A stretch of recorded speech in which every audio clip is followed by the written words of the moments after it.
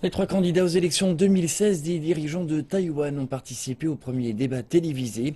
Eric Chu du Kuomintang, Tsai Ing-wen du Parti progressiste démocrate d'opposition, ainsi que James Soong du parti Le Peuple d'abord, ont eu chacun leur tour 3 fois 10 minutes pour exposer leur projet politique. Regardons.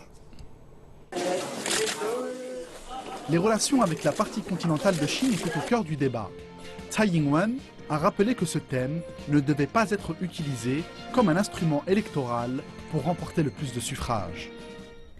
Je crois sincèrement qu'aucun des partis engagés ne doit utiliser le thème ultra-sensible des relations transdétroites comme instrument électoral pour remporter le scrutin.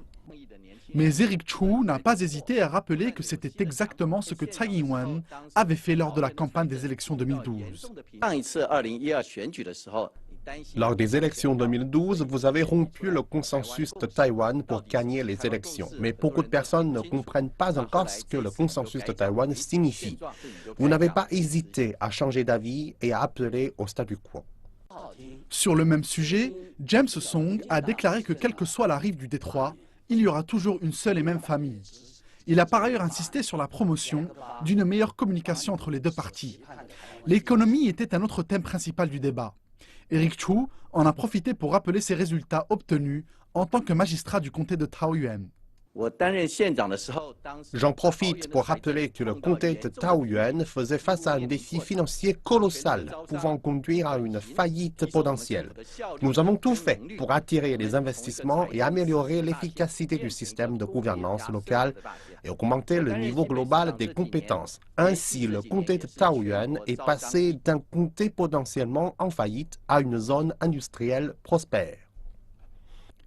La candidate Tsai a balayé d'un revers de la main les arguments de son adversaire, en rappelant que personne n'avait tiré profit de ce changement. Actuellement, beaucoup de personnes luttent pour s'en sortir. Le nombre de personnes qui tentent de joindre les deux bouts est peut-être plus important que ceux qui ont réussi dans notre société. Ils n'habitent peut-être pas dans le nouveau Taipei ou dans le comté de Taoyuan, mais je peux vous assurer qu'ils sont partout ailleurs à Taïwan. Tsai Ing-wen a également profité de l'occasion pour interroger le candidat du Kuomintang sur le plan de son parti pour le développement à long terme de l'île.